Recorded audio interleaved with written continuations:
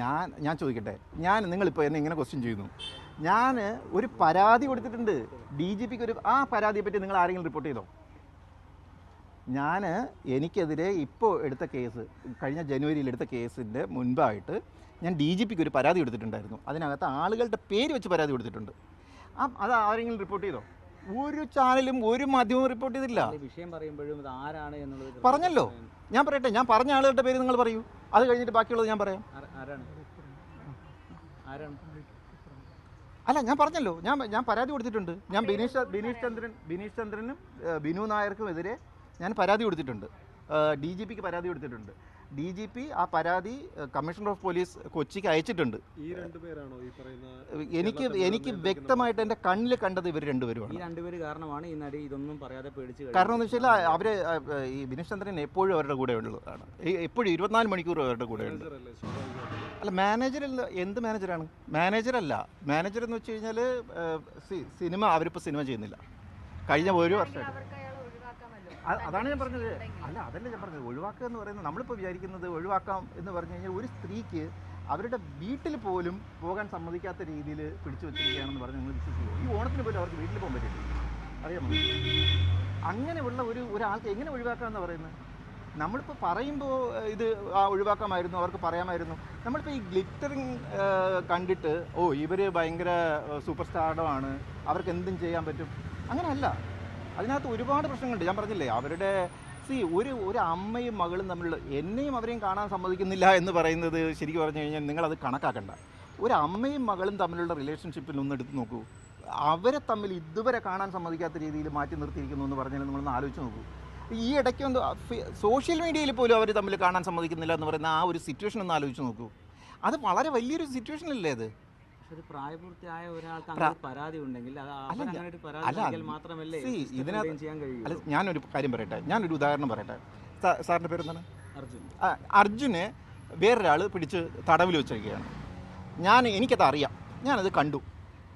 അർജുൻ പക്ഷെ മിണ്ടുന്നില്ല.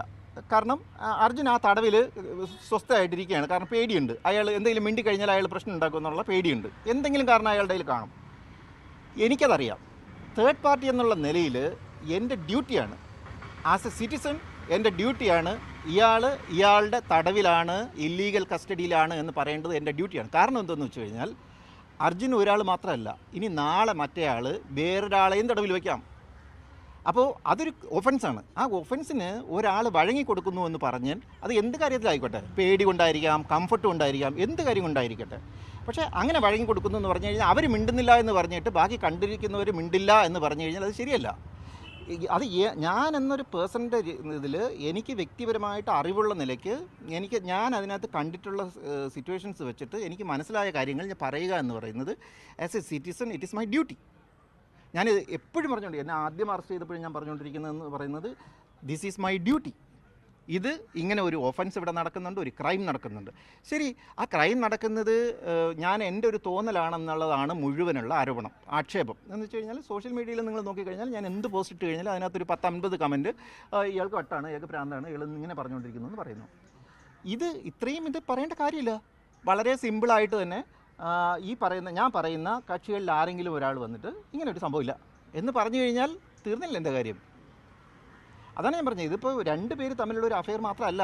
ഒരാൾ മിണ്ടുന്നില്ല എന്ന് പറഞ്ഞു കഴിഞ്ഞാൽ അതൊരു സ്ലേവ് മെൻറ്റാലിറ്റി ആയിരിക്കാം, അല്ലെങ്കിൽ അവർക്കൊരു സോഷ്യൽ സെക്യൂരിറ്റിയുടെ പ്രശ്നമായിരിക്കാം, അല്ലെങ്കിൽ അവർക്കൊരു ഔട്ട്റേജ് ഓഫ് മോഡസ്റ്റിയുടെ പ്രശ്നം ഉണ്ടായിരിക്കാം. ഇപ്പോൾ ഒരാളുമായിട്ടുള്ള ഒരു റിലേഷൻഷിപ്പ് ബ്രേക്ക് ചെയ്ത് പുറത്ത് പോയി കഴിഞ്ഞാൽ അയാൾ വേറെ എന്തെങ്കിലും വീഡിയോ ക്ലിപ്പ് പുറത്ത് വിടുമോ എന്നൊക്കെ പറഞ്ഞു കഴിഞ്ഞാൽ ഒരു സ്ത്രീക്ക് ചിലപ്പോൾ മിണ്ടാൻ പറ്റില്ല. അപ്പോൾ അത് അറിയാമെന്നുള്ള ഒരാളെന്ന് പറയുന്ന ആൾ മിണ്ടാതിരിക്കുക എന്ന് പറയുന്നത് ദാറ്റ് ഈസ് ആൻ ഒഫൻസ്. എന്നെ സംബന്ധിച്ച് അതൊരു സിറ്റിസൺ എന്നുള്ള നിലയിൽ അത് ചെയ്യുന്നത് ശരിയല്ല എന്നുള്ളതാണ്. എൻ്റെ പേഴ്സണൽ റിലേഷൻഷിപ്പൊക്കെ മാറ്റി വയ്ക്കൂ. എൻ്റെ പേഴ്സണൽ റിലേഷൻഷിപ്പ് എന്ന് പറയുന്നത് ഞാൻ പറഞ്ഞില്ലേ, ഒരു അമ്മയും മകളും തമ്മിൽ കാണാൻ സമ്മതിക്കുന്നില്ല എന്ന് പറഞ്ഞ് നോക്കുമ്പോൾ ഒരു 2 പേര് തമ്മിൽ ലവ് അഫെയറിൽ ഏർപ്പെട്ടിരിക്കുന്ന ആളുകളെ കാണാൻ സമ്മതിക്കുന്നില്ല എന്ന് പറയുന്നത് വളരെ സാമാന്യേന താഴെയുള്ള ഒരു കാര്യമാണ്. അത് ഞാൻ ഫൈറ്റ് ചെയ്യുന്നുണ്ട്, അത് വേറെ കാര്യം. പക്ഷേ that is more than this offence. So അതുകൊണ്ട് ഞാൻ പറയുന്നത് ഇതിനകത്തൊരു വലിയ സോഷ്യൽ ഇഷ്യൂ ഉണ്ട്. എൻ്റെ കാര്യത്തിൽ എൻ്റെ കേസ് എന്ന് പറയുന്നത് ഈ പറയുന്ന പോലെ ബെയിലബിൾ ഒഫൻസാണ്. എനിക്കത് കണ്ടസ്റ്റ് ചെയ്യാൻ പറ്റും. ഞാനിപ്പോഴും പറഞ്ഞുകൊണ്ടിരുന്നത് എന്താണ്, എനിക്കെതിരെ കേസ് ഉണ്ടെങ്കിൽ അത് കോടതിയിൽ തെളിവ് കൊടുക്കൂ. ഞാൻ എപ്പോഴും പറഞ്ഞുകൊണ്ടിരിക്കുന്നത് എനിക്കെതിരെ തെളിവ് കൊടുക്കൂ, വിചാരണ നടത്തൂ.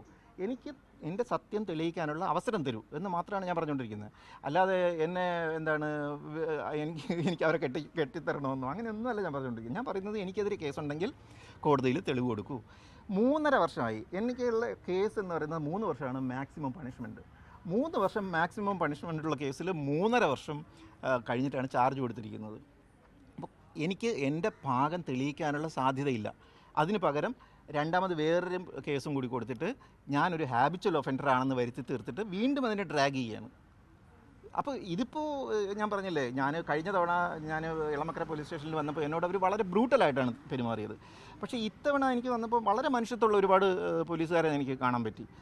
അതുപോലെ ജുഡീഷ്യറിയിൽ എനിക്ക് സത്യം പറഞ്ഞാൽ എനിക്ക് വളരെ നിരാശ. ഞാനൊരു അഡ്വക്കേറ്റ് ആയിരുന്ന ആളാണ്, 10 വർഷത്തോളം ഞാൻ പ്രാക്ടീസ് ചെയ്തിരുന്ന ആളാണ്.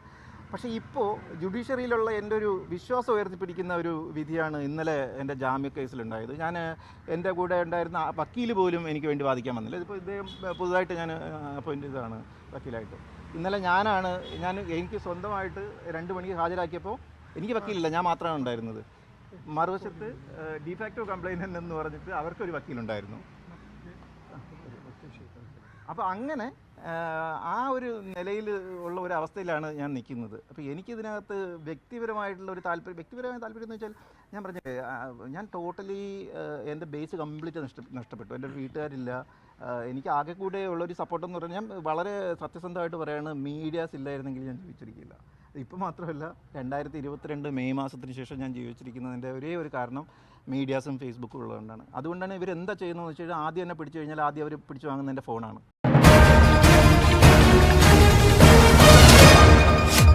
MC ന്യൂസ്, കനേഡിയൻ മലയാളികളുടെ വാർത്താജാലകം.